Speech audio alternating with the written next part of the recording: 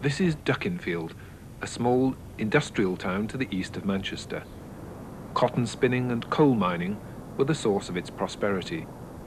Before the Industrial Revolution, it was little more than a farming community, too small to warrant even a parish church. It was one of many such places in which religious dissent was to prosper. Since the 17th century, the lords of the manor, the Duckinfield family, had been Puritans, and the small private chapel at Duckinfield Hall became a convenient meeting place for local people who disliked the official brand of Anglicanism. In 1707, the Duckinfield family gave a piece of land on top of the hill for a chapel to be built. This watercolour shows the new chapel as it looked in the early 19th century. Many of the graveyard tombs survive today, and among them is that of the first minister, Samuel Angier. Its Latin inscription proudly recalls his education at Westminster School and Oxford, where he would have been during the tumultuous years of the Civil War and the Commonwealth. Although Angier's chapel was demolished in 1839 and replaced by the present building, its old date stone is carefully set in the wall over the vestry door, a reminder of the continuity of non-conformist worship on this site. By 1839, Duckinfield was an expanding industrial township, but the old chapel was not substantial enough to cope with the growing population. But the building of a new chapel was more than a practical necessity. It was an assertion of the congregation's status, a symbol of the respectability which nonconformists were increasingly accorded in law. And it was important for the nonconformists to proclaim this new-won respectability, since the Anglicans were building the first parish church just along the road. The Anglican building was in a standard commissioner's Gothic style, whereas the chapel was more striking and original. The new stone-built chapel was designed by a talented young architect called Richard Tattersall. The design was thoroughly Gothic, with pointed lancet windows in the side aisles and the clerestory. Tall transepts jut out halfway along the building, and plain buttresses carry the thrust of the high roof safely to the ground. The inside of the chapel is just as Gothic in style, with a vaulted ceiling and clustered columns. But its arrangement is less medieval. It emphasizes the central importance of the pulpit. There is a sounding board to amplify the preacher's voice, and steep galleries bring the congregation comfortably within sight and sound of the pulpit. Jesus is the one who fulfilled the promise. Jesus was a great religious genius. The dramatically poised central pulpit seems to express the importance of rational exposition rather than ritualism in the nonconformist tradition. We believe he was a man, like any other man, but one who realized because of his genius, because of his commitment, because of his profound experience of the essence of life, of the love of God, that he became at one with God. The kind of service which was held here would not have differed much from the kind of service which one would have found in a low Anglican church, but there was one fundamental theological difference. The congregation, which in Angier's time had been on the conservative wing of dissent, was, by the early 19th century, Unitarian. Unitarianism was looked on by many nonconformists as excessively rational and scientific, a stepping stone to atheism. But there's nothing clinical or arid about this chapel. Unitarians rejected the doctrine of the Trinity. They thought of God as one person. They thought of Jesus as a preeminent teacher. Thus, there are no images of God the Father, Son, and Holy Ghost in the chapel. But As if to demonstrate that Unitarians found nothing intrinsically offensive about the number 3, one of the stained glass windows in the chapel records the 3 virtues: faith, hope, and charity. Some people might not expect to find stained glass at all in a nonconformist chapel, but there is no reason to suppose that nonconformists as a whole were insensitive to art. Indeed, one of the marble monuments, which are here preserved from the earlier chapel, is a memorial to John Astley, an 18th century portrait painter.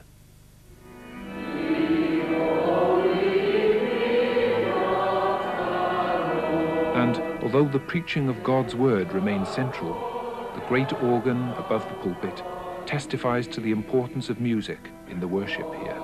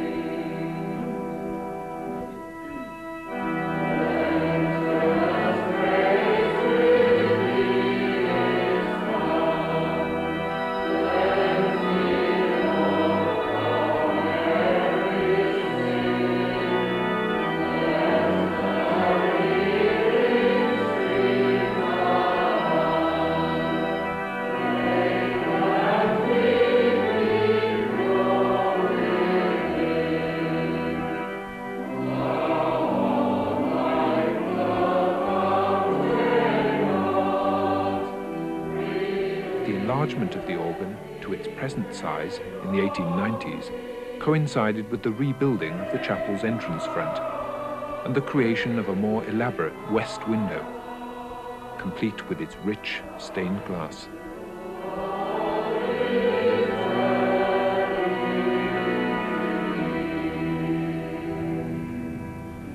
The Unitarian chapel is perhaps the best piece of architecture in Duckinfield, but it only bears witness to one part of the congregation's life. Along the road is a humbler but larger building. It was begun in 1810 to house the Sunday school, which had been started 10 years before, teaching the 3 R's at a time when schooling was scarce.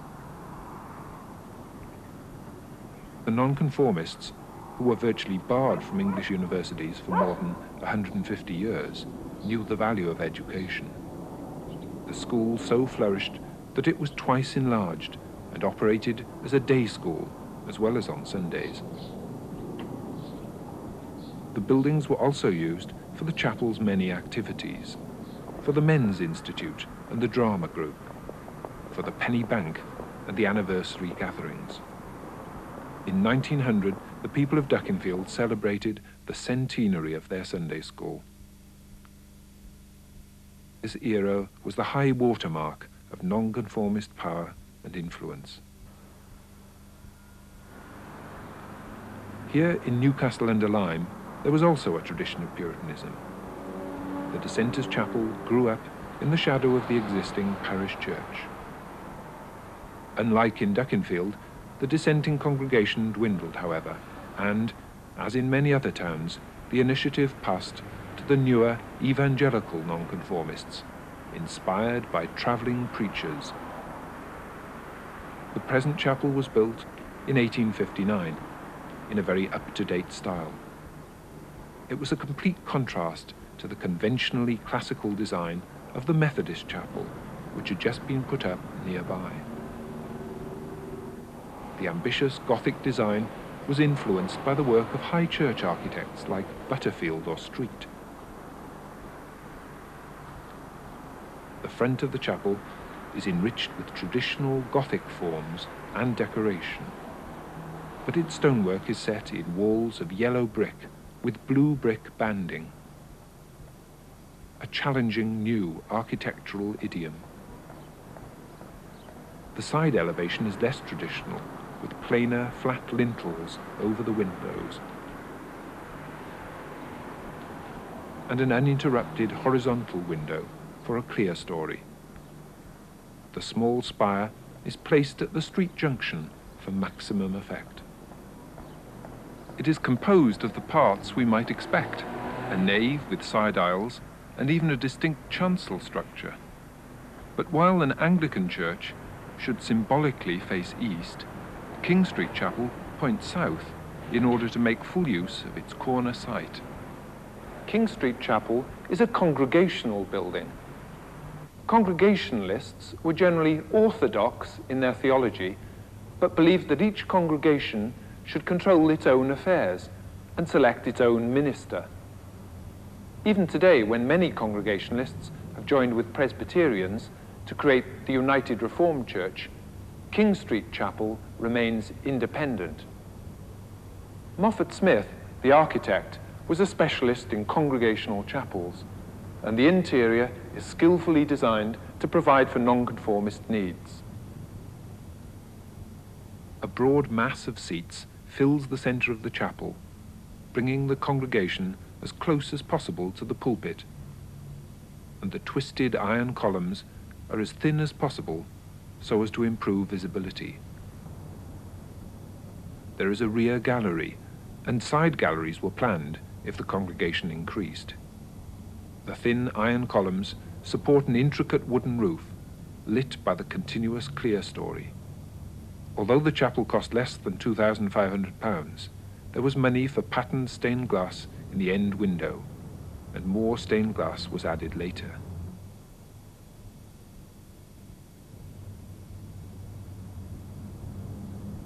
Originally, the pulpit stood in the center of the end wall, approached by steps on either side, with the organ in a gallery behind it. It was removed earlier in this century, when this less formal and more flexible arrangement was introduced.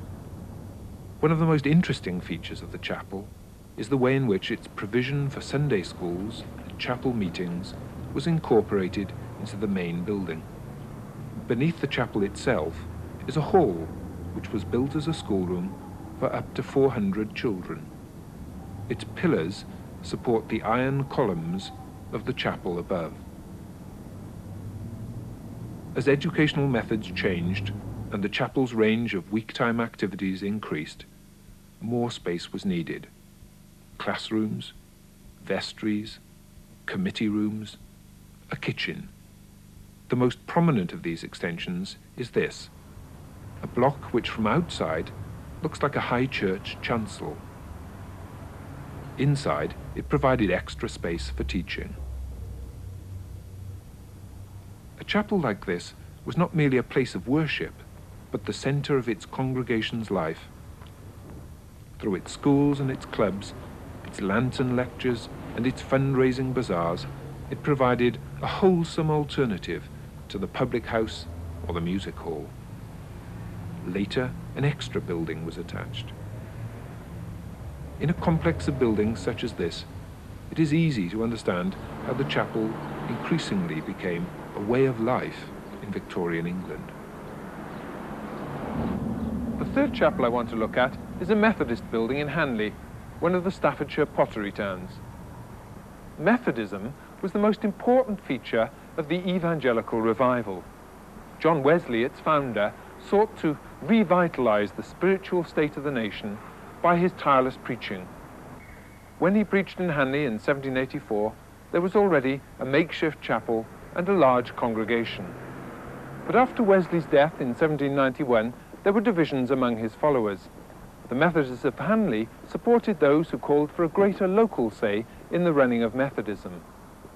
In 1797, they were locked out of their own chapel, and they began to meet in a coach house on this site.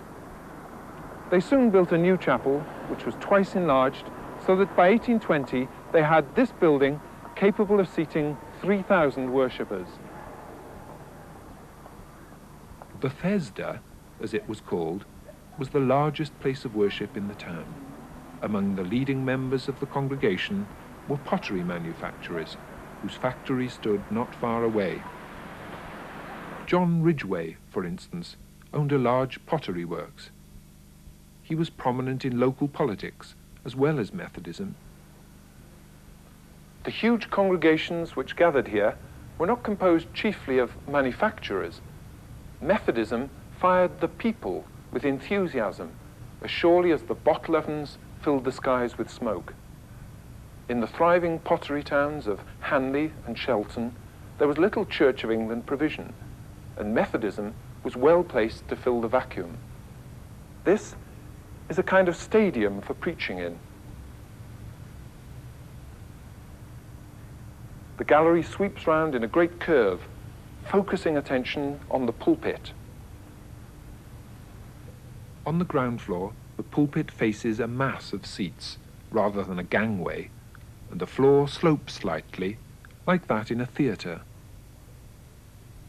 The wide roof is unsupported by columns, so that there are few interruptions between the preacher and his audience. But, important though the preaching was, Methodists understood that singing, more than anything else, could turn a passive audience into an active and united body of worshippers. The curved arrangement encouraged singing as a corporate activity, and it was to the rousing sound of hymns that the building fully came to life.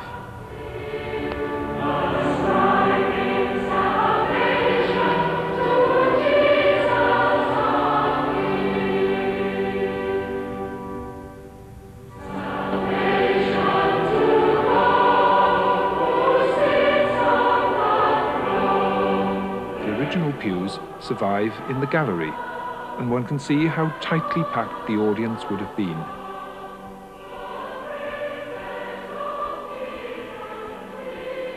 Inside the pews, there was no room for kneeling, and hardly enough for the voluminous mid-Victorian skirts.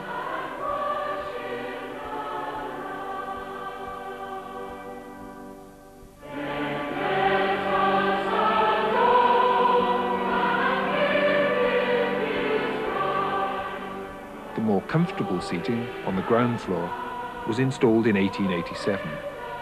At the same period, a more spacious setting was provided for the pulpit and communion area, which had been designed in 1856.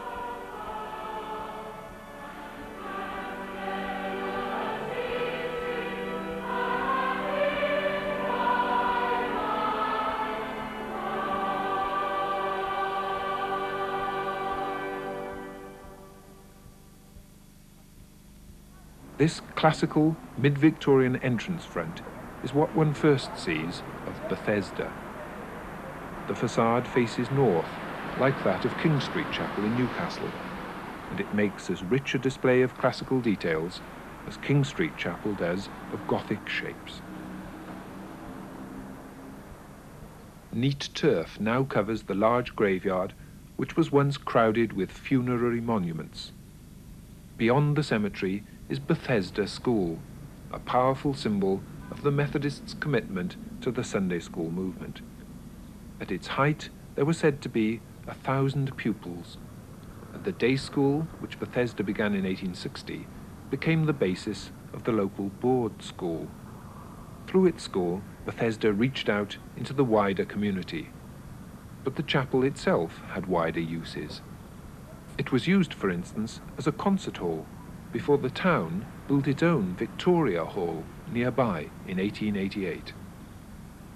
Bethesda should be seen not only in relation to Hanley, but as one of the most important buildings of its branch of Methodism. It was even called by some a non-conformist cathedral. In December 1985, the last religious services were held here, and the future of the building is uncertain. All the chapels we have seen so far were built as a result of local initiatives and in response to local needs. The final example is in a different category. It's a model church in a model town. This is Saltaire, near Bradford. Begun in the 1850s, it was laid out by Titus Salt for workers at his brand new mill. From along the streets, one glimpses the tower of the church, a spiritual landmark in contrast to the factory chimney. Titus Salt built his mill between the canal and the railway, making a fortune by exploiting the wool of the alpaca and Angora goat. He was an ardent non-conformist, and the place of worship which he built in his model town was a congregational chapel. It was designed in 1856 by Lockwood and Mawson in a richer version of the Italianate style, which is the prevailing spirit of Saltaire's architecture. At a time when nearly all new Anglican churches were designed in Gothic, the nonconformists retained the freedom to use whatever style seemed most appropriate in a particular location. The classical theme is continued inside the chapel with a richness that was possible when Sir Titus Salt was paying the bills. There are pilasters of scagliola, a kind of composition marble, ormolu chandeliers, and a deeply moulded ceiling.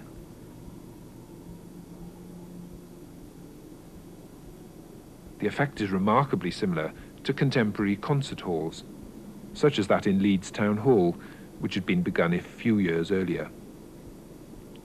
As a place of worship, it makes an instructive contrast with the other chapels.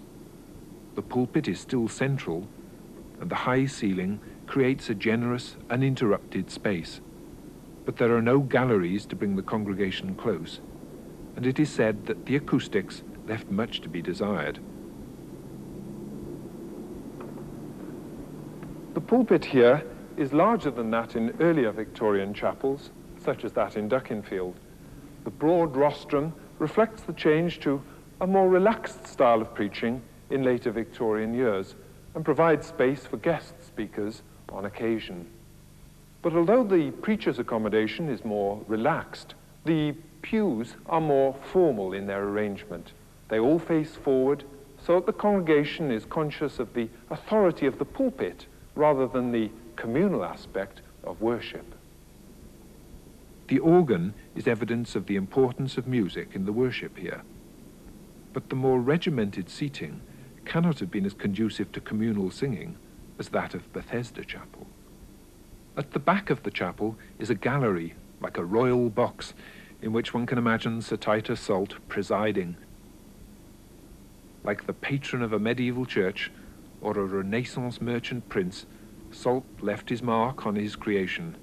His TS monogram is repeated over each of the windows, and to one side of the chapel is a mausoleum in which Sir Titus and his family were laid to rest. Beneath the chapel is a suite of rooms which provided for the congregation's social and educational activities. During the 1870s, a special Sunday school building was erected on the other side of the road. But many of the things which a nonconformist chapel would have organized in other towns were here unnecessary. Salt, the philanthropist, provided for the education of the young and the care of the old. He built, too, a splendid institute which provided for the education and entertainment of all the people in the town. And he ensured that there were no pubs from which the people had to be kept.